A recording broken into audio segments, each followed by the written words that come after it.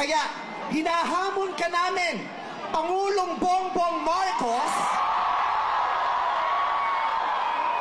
kung gusto mong magkaroon ng magandang legasiya, ang pangalan mo, ipakulong mo lahat ng magnanakaw.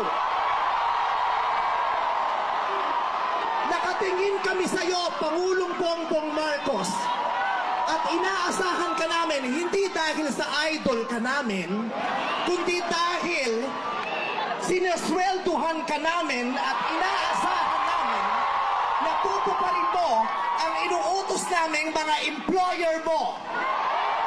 Kami ang nagpapasahod sa inyo. Tapos na ang panahon na natatakot tayo sa gobyerno. Takutin natin ang gobyerno dahil ang kapangyarihan nasa sa atin, wala sa kanila.